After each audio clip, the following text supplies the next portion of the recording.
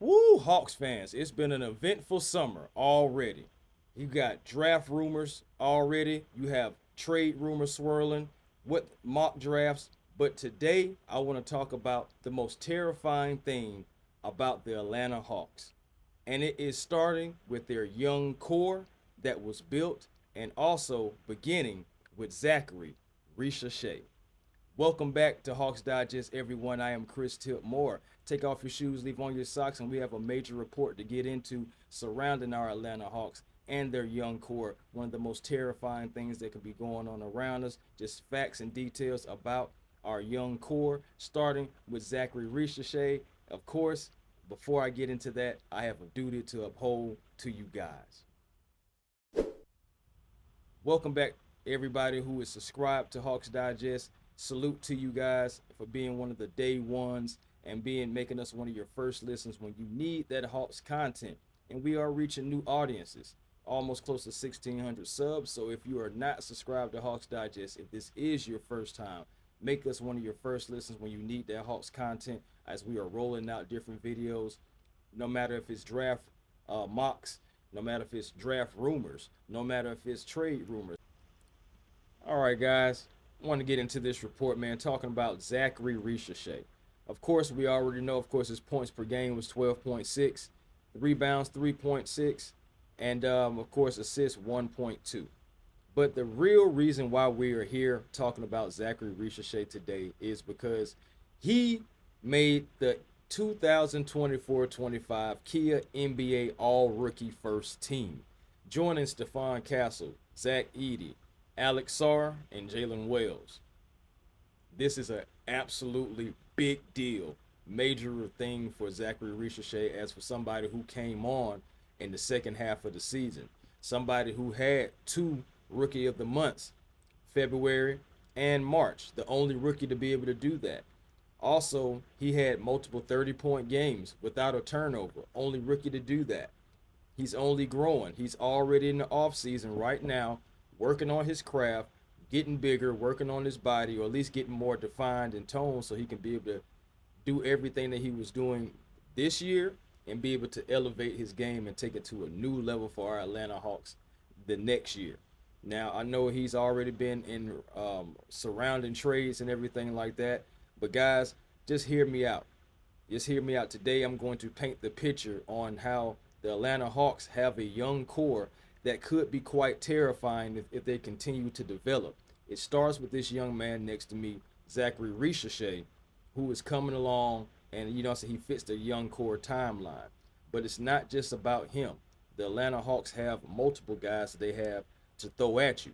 I'm talking about guys like Dyson Daniels, somebody who came over and broke the franchise steals record in his first season with the Atlanta Hawks. Somebody who also increased his point total by nearly double digits, winning the most improved player of the year. So, and you also just about Zaccharie Risacher, combining these two together, these two were front runners for awards. Dyson being two awards. Zaccharie, the runner up for the rookie of the year, and you had Dyson winning the most improved, but also being a runner up to the defensive player of the year, an award that he should have won. Yes, he should have. But again, Dyson Daniels coming over being the great barrier thief, not just a guy that was standing over in the corner. Not many people believed in Dyson Daniels when we first brought him in. I was one of the very rare few people that believed that Dyson could come in and average more than what he did, and he actually really eclipsed even my thoughts about what he could do. So, oppos matter, opportunities matter, and Dyson Daniels is a testament of that, guys. Continuing to move on, it's not just Dyson, it's not just Zach. We also have another guy, Anaka Aongu.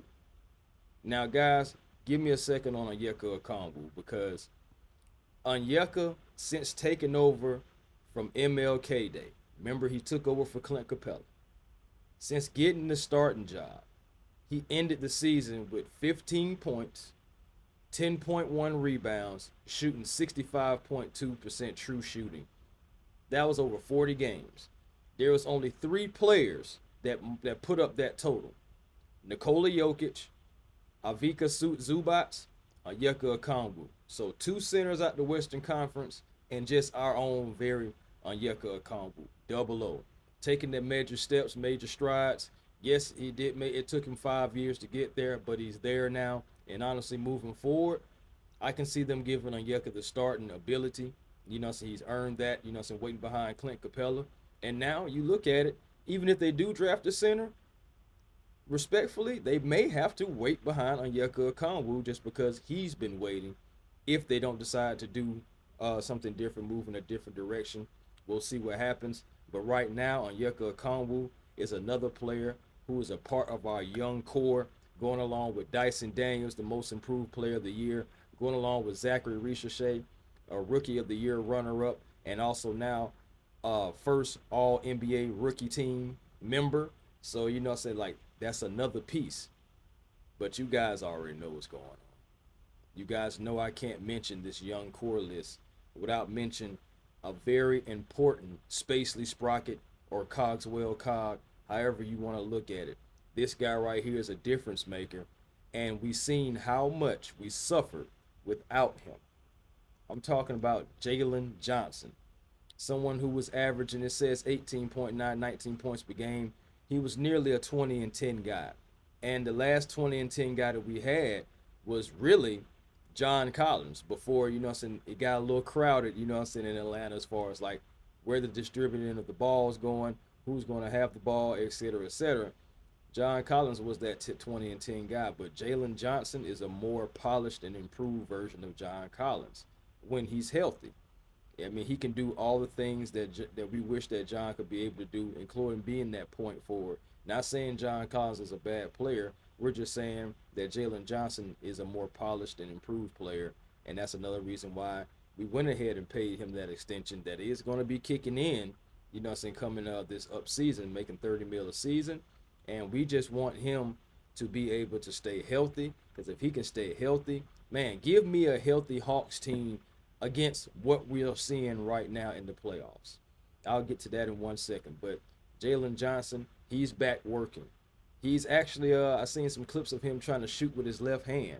So, so Jaylen Johnson is working on some things. Of course, I believe it was his left shoulder that he had to labrum. So he's working on just strengthening it, being able to use it all over again. And also, I have another thing that I just want to add to you guys. Hopefully you guys are still with me. And I want to add one more thing to this. Now, the young core, it is complete. But I want to, something that I picked up this morning. Do you guys know who this young man is? Of course you do. You guys know that this is Kyle Corver. But why am I showing you guys Kyle Corver right now? Because this morning, it was reported by Jonathan Giovanni, and that is a ESPN reporter. So he does the mock drafts with Jeremy Woo, and he also has the Draft Express on Twitter. It is quite a day today because today is the Clutch Pro Day in LA. This is where executives, coaches, they come from around the NBA to gather to watch players, to see exactly what what players are able to do, etc. It's kind of just like that NFL Combine. But guys who were in attendance, Jaylen Johnson sitting on the sideline along with his dad. Also, this young man Kyle Corver is there right now too. But who is he watching? Guys like Walter Clayton Jr. and guys like Hassan Yang. So Kyle Corver is out right now doing his due diligence for our Atlanta Hawks, and hopefully he sees something he likes from a player out there. Hassan Yang.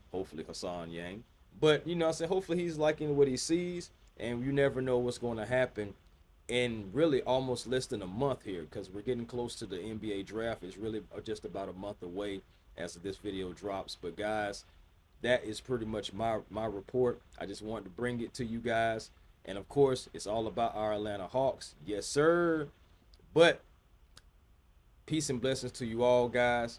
To you all, I will holler with another video as soon as more news drops. It's time to get excited, guys. And just because other players are available, it doesn't mean we have to go away from our young core and what we are doing and what we are building. Look at what's going on in the playoffs. Look at who's in the Eastern Conference Finals. You trying to tell me a healthy Hawks team can't compete with that? Look at what's going on in the Western Conference. You know what I'm saying? You don't think, you know what I'm saying, a healthy Hawks team could possibly at least challenge? I'm just saying, guys, give me a healthy Hawks team and possibly stay the course just like that OKC team that's looking really, really good. So, those are my tidbits. Peace and blessings to you all, and to you all, I'll holler.